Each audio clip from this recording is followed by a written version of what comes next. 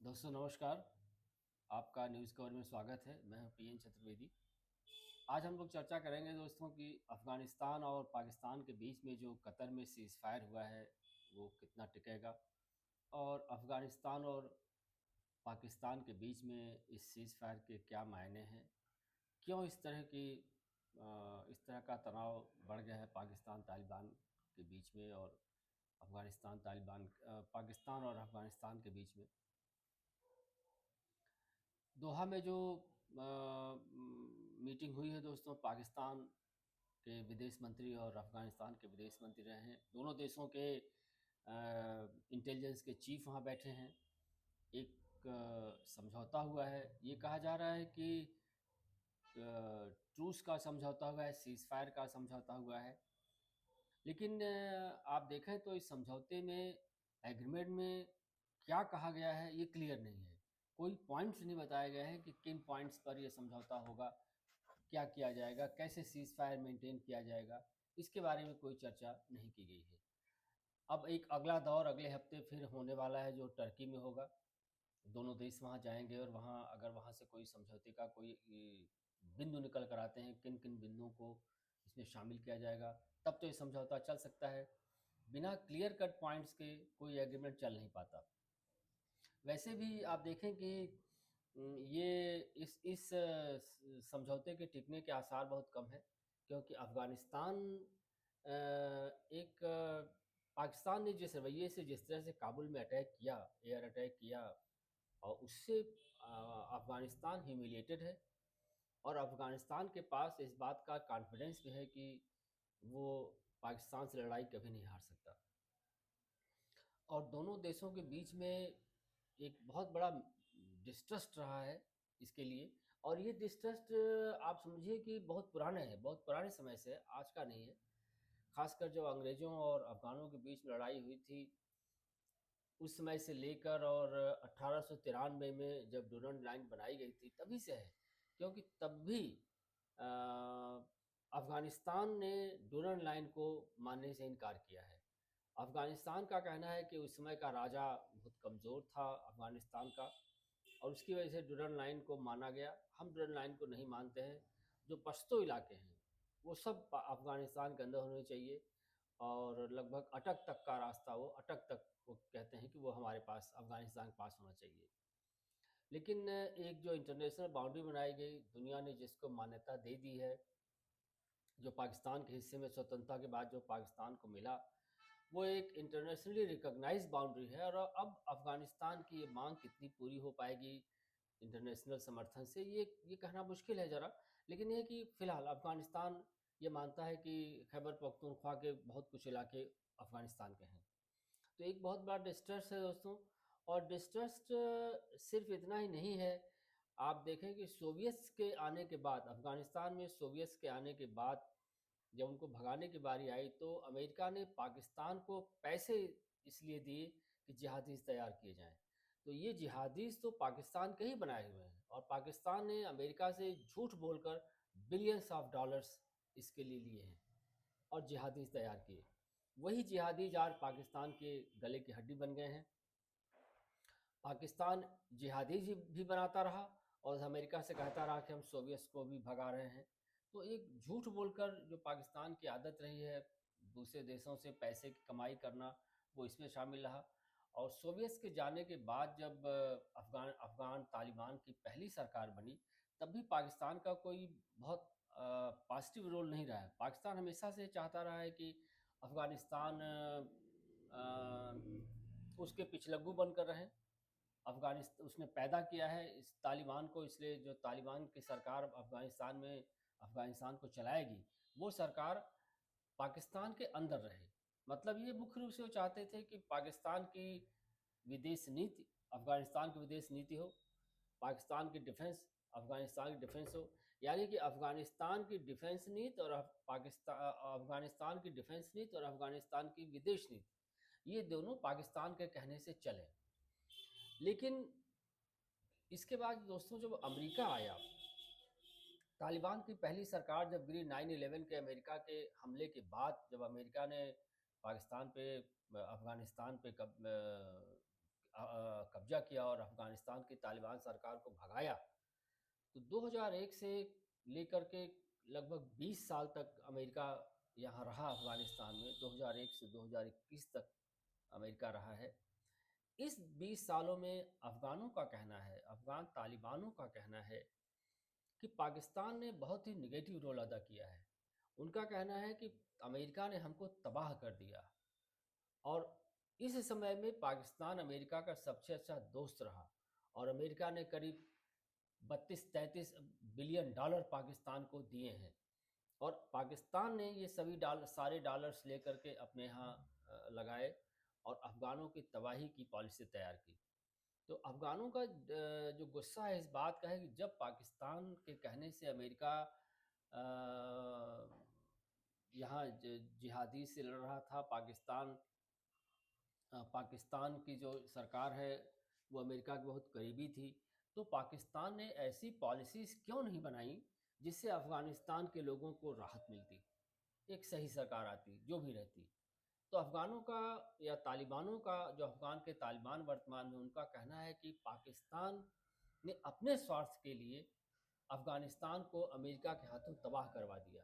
नहीं तो हमारा हमारा इतिहास, हमारा विकास, सब कुछ पाकिस्तान ने तबाह कर दिया है।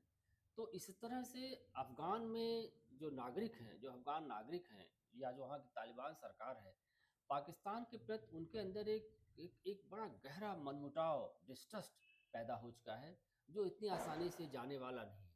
इसलिए आप दोहा में समझौता करा लें या टर्की में समझौता करा लें, ये इसमें कोई हल नहीं निकलने वाला है, क्योंकि ज़्यादा दोहा के समझौते में या टर्की के समझौते में क्या कहा जाएगा? एक ढर्रे पे चलने वाली लाइन है कि हम लोग मुसलमान हैं, हम मुस्लिम देश हैं, हम मुसलमान धर्म को मानते हैं, इसलिए हमको आपस में नहीं लड़ना चाहिए। क्या ऐसा पाकिस्तान ने कभी इस्लाम की चिंता की? अफ़गानिस्तान को अपना नीचा दिखाने के लिए पाकिस्तान ने क्या कभी इस बात की चिंता की कि अफ़गानिस्तान भी मुसलमान देश है और धर्म के आधार पर अगर लड़ाइयाँ रुक जाया करती तो मुस्लिम देशों में आपस में लड़ाइयाँ नहीं होती। सारे मुस्लिम देश आपस में हमेशा लड़ते रहे हैं। क्या इसलिए लड़ाइयाँ रुक गई कि हम मुसलमान हैं या हम क्रिश्चियन हैं? ऐसा नहीं होता है। लड़ाइयाँ होती हैं देश काल के हिसाब से। हर देश का अपना एक जियोग्राफी होती है, एक अपने देश की कल्चर होती है, इतिहास होता है। उसके आधार पे देश एक अपनी एंटिटी बनाए रखते हैं, अपनी इंटीग्रिटी बनाए रखना चाहते हैं, अपनी सॉवरेनिटी चाहते हैं। इसलिए दो देशों के बीच में लड़ाइयाँ होती हैं। इसलिए ज़रूरी यह नहीं है कि हम मुस्लिम हैं इसलिए हम लड़ाई न लड़ें। ज़रूरी इस बात का है कि पाकिस्तान अगर अगर अ, टर्की में सही बात की जानी है, तो ये बात की जानी चाहिए कि अफ़गानिस्तान और पाकिस्तान के बीच जो रियल इश्यूज़ हैं, जो हकीकत के मसले हैं, उन पर बात की जानी चाहिए कि पाकिस्तान क्या करे और अफ़गानिस्तान क्या करे। पहले पाकिस्तान को अफ़गानिस्तान को बुली करना बंद करना चाहिए। पाकिस्तान बड़ा भाई का रोल अदा करता है, अपना रोल अदा नहीं कर पा रहा है। अफ़गानिस्तान को ठीक करना चाहता है, अपने देश को ठीक नहीं कर पाया। एक ऐसा देश जो आज तक प्रजातंत्र नहीं पास का, सन 47 में भारत के साथ ही स्वतंत्र हुआ जो देश पाकिस्तान, वो मिलिट्री रूलर बनकर रह गया और सिर्फ एक पश्चिम के देशों के कठपुतली बनकर रह गया। कठपुतली तो इसलिए बन गया कि कभी बाद में हम लोग चर्चा करेंगे कि ये जिन्ना की वजह से है। जिन्ना साहब जब कांग्रेस से लड़ाई लड़ रहे थे कि हमें मुस्लिम लीग के रूप में कि हमें पाकिस्तान चाहिए, हम भारत से अलग होंगे, तब वो अमेरिका को अपना मैसेंजर भिजवाए थे जिन्ना साहब कि हम आपके साथ रहेंगे, कृपया हमको अलग होने दीजिए भारत से, हम भारत के साथ नहीं रहेंगे और हम सोवियत यूनियन के विरुद्ध आपकी जो लड़ाई है उसमें आपका साथ देंगे। तो ये तो तब का इतिहास है, पैदा होने के पहले का पाकिस्तान का इतिहास है कि वो पश्चिम की कठपुतली बनकर रह रहा है और एक पपेट की तरह आज पाकिस्तान बिहेव कर रहा है। अमेरिका जैसा कह दे वैसा कर लेता है, नहीं कहे तो ना कर देता है, हाँ कहे तो हाँ कह देता है। एक देश है जिसका प्रधानमंत्री, एक देश है जिसका मिलिट्री का जनरल आसिम मुनीर ब्रीफकेस लेके जाता है रेयर अर्थ्स और जेम्स दिखाने के लिए अमेरिका के राष्ट्रपति को। इससे बड़ी त्रासदी पाकिस्तान की आम जनता की क्या होगी? इससे बड़ी बेइज्जती, इससे बड़ा अपमान एक देश के लिए क्या होगा कि आपका प्रधानमंत्री और आपका आपका जनरल, फील्ड मार्शल कह लीजिए, फील्ड मार्शल एक अमेरिका के पास जाकर ब्रीफकेस खोल कर दिखा रहे हैं, देखो ये है हमारे पास। ये हमारी धन दौलत है, कल को तुम अपनी इज्जत बेच दोगे। आज तुम धन दौलत बेचो, कल तुम अपनी इज्जत बेच दोगे, अपनी आबरू दांव पर लगा दोगे। तो ये पाकिस्तान ने जो किया ठीक नहीं है। ये जनरल मुनीर को या शहबाज शरीफ वहाँ के प्रधानमंत्री को ऐसा नहीं करना चाहिए था। आपको दिखाना ही था तो आप किसी डेलीगेशन के साथ गए होते, दिखाते, 4 लोग रहते वहाँ, दिखाते हाँ सब ये है, आप बैठे रहते। कुछ इज्जत होती है, पाकिस्तान के प्रधानमंत्री की कोई इज्जत होनी चाहिए। कि यूं ही चले गए, खड़े हो गए और ही कर रहे हैं और अपने देश के जेम्स और रेयर अर्थ्स दिखा दिए। कीमती चीज़ें हैं पाकिस्तान की, पाकिस्तान को बचा के रखिए। आज पाकिस्तान की जनता से मैं कहना चाहता हूँ कि पाकिस्तान के जनरल, पाकिस्तान के राजनीतिक, पाकिस्तान को जितना भी बर्बाद कर दिए हों, लेकिन पाकिस्तान एक ग्रैंड लैंड है, एक बहुत बेहतरीन जगह है। वो भारत का हिस्सा तो है, कल तो हमारा आपका एक ही सरजमी थी।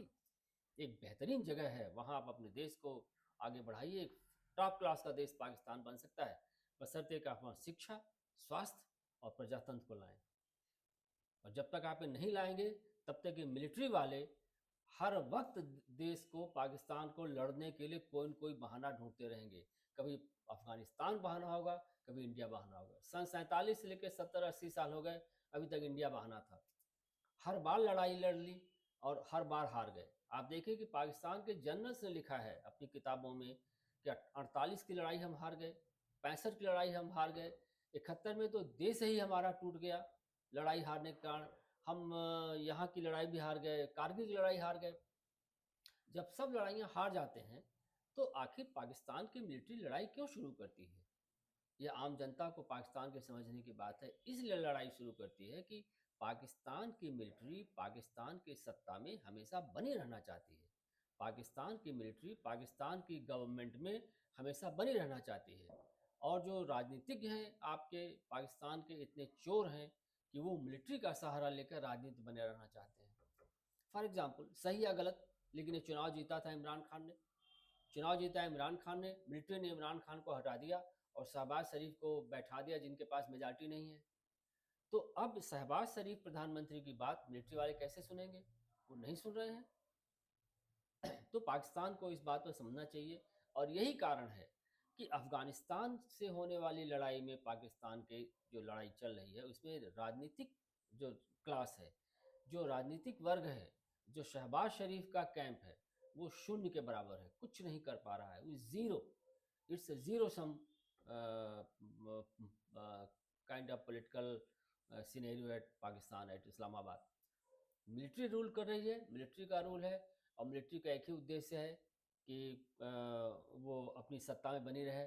मिलिट्री इसलिए सत्ता में बनी रहना चाहती है कि मिलिट्री तो पाकिस्तान में कारपोरेट है। मिलिट्री तो एक कारपोरेट के जैसे बिहेव करती है। खेत उसके पास हैं, माइंस उसके पास हैं, फैक्ट्रीज उसके पास हैं, सब कुछ तो, ज़मीन है उसके पास है। वो तो बिजनेस कर रही है, मिलिट्री बिजनेस कर रही है। और आसिम मुनीर साहब एक मिलिट्री के पाकिस्तान के सीईओ हैं, और उससे होने वाले सभी फ़ायदे वहाँ पाकिस्तान के मिलिट्री को लोग मिलते हैं। सबसे पहले तो पाकिस्तान अगर अफ़गानिस्तान से, भारत से अपने रिश्तों को सुधारना चाहता है, युद्ध बंद करना चाहता है, तो पाकिस्तान को अपनी मिलिट्री को सही करना होगा। राजनीतिक नेताओं को मिलिट्री को अपने कंट्रोल में रखना होगा।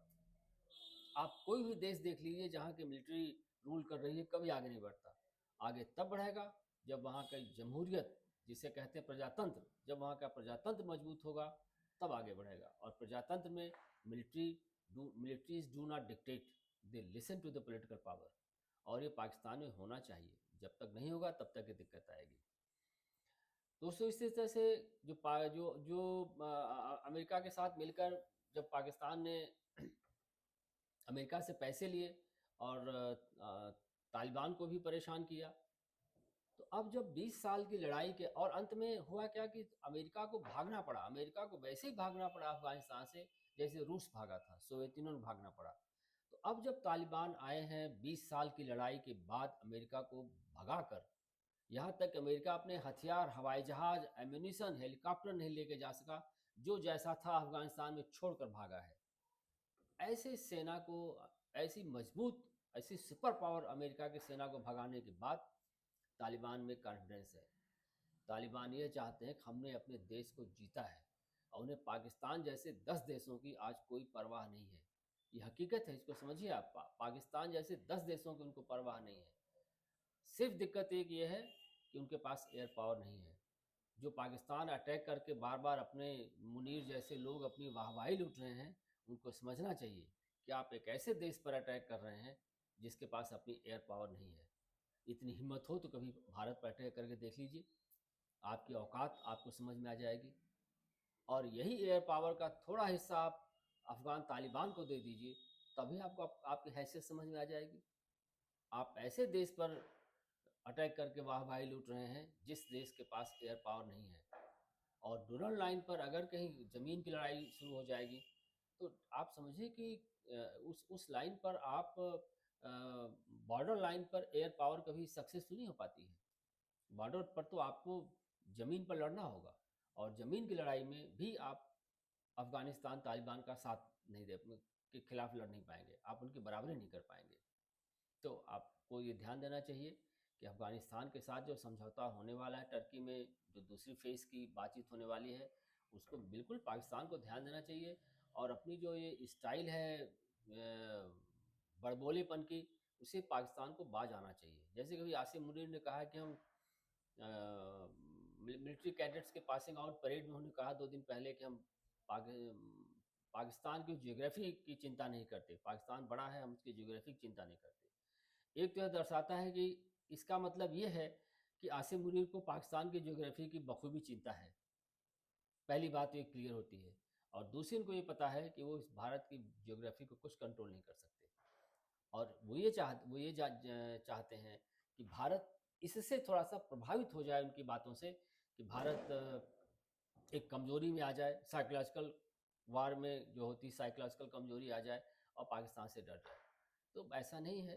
भारत ने आपको, आप ऑपरेशन सिंदूर में बार-बार पाकिस्तान कहता है हम जीत गए, जीत गए। आप कहते हैं आपने भारत के हवाई जहाज़ गिरा दिए। ठीक है, आपने भारत के हवाई जहाज़ गिरा दिए। आप ये क्यों नहीं बताते कि आपके कितने हवाई अड्डे तबाह हो गए? आज भी वो ऑपरेशन की स्थिति में नहीं आ पाए हैं। तो पाकिस्तान को समझना चाहिए कि उसके 2 फ्रंट, वेस्टर्न फ्रंट पे अफ़गानिस्तान और ईस्टर्न फ्रंट पे इंडिया है। इन दोनों फ्रंट्स पे लड़ाई लेकर जो पाकिस्तान इस समय परेशानी में है, आसिम मुनीर की जो ये धमकी है, ये इस बात को दर्शाती है कि वो आदमी कितने तनाव में है, पाकिस्तान की मिलिट्री कितने तनाव में है। पाकिस्तान एक फ्रंट तो झेल नहीं सकता, 2-2 फ्रंट झेलने की बात करता है, तो ज़्यादा अच्छा है। मैं ये नहीं कहता कि लड़ाई होनी चाहिए, पाकिस्तान लड़े या अफ़गानिस्तान लड़े या इंडिया लड़े, मैं इस पक्ष नहीं हूँ। मैं चाहता हूँ कि जब लड़ाइयाँ नहीं होंगी, मिलिट्री के खर्चे कम होंगे, तो शिक्षा और स्वास्थ्य पर खर्चे होंगे, और उन बच्चों की पढ़ाई पर लगेंगे, बच्चों के जीवन में बच्चे और बूढ़े लोगों के स्वास्थ्य पर खर्चा होगा, तो देश में खुशहाली आएगी। ये भारत में भी होना चाहिए, पाकिस्तान में भी होना चाहिए, और अफ़गानिस्तान में भी होना चाहिए। इसलिए हम चाहते हैं कि पाकिस्तान और अफ़गानिस्तान दोनों सीरियसली अगली बैठक में हिस्सा लें। और पाकिस्तान की ज़िम्मेदारी ज़्यादा है, क्योंकि पाकिस्तान की गलती है। पाकिस्तान ने अफ़गानिस्तान की तबाही में कोई कसर नहीं छोड़ रखी अपनी तरफ से। और अब पाकिस्तान अफ़गानिस्तान को अपना बच्चा समझना बंद करे। पाकिस्तान से पुराना देश है अफ़गानिस्तान। पाकिस्तान की स्वतंत्रता 1947 की है, अफ़गानिस्तान की स्वतंत्रता उससे बहुत पहले की है। तो ये समझना चाहिए कि अफ़गानिस्तान आपसे पुराना देश है और एक बेहतरीन कल्चर का देश रहा है।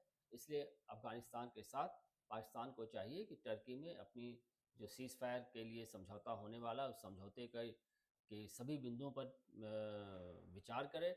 और ज़्यादा अच्छा हो कि कुछ बिंदु बनाए जाएँ। मोटे-मोटे तौर पे कह देने से कि हम समझौता सीज़ फायर रखेंगे, ये कोई बात नहीं है, कोई टिकाऊ नहीं होगा। बिल्कुल नहीं टिकेगा। इसलिए ज़रूरी है कि बिंदु के तैयार किए जाएँ, बिंदु तैयार किए जाएँ, उन बिंदुओं पर समझौता तैयार किया जाए, उसका मोडस ऑपरेंडी तैयार किया जाए, किस तरह से इस समझौते का पालन कराया जाएगा। तब जाके कहीं ये इसमें समझौते में दम होगा, अदरवाइज़ ये समझौता चल नहीं पाएगा। धन्यवाद दोस्तों, थैंक यू।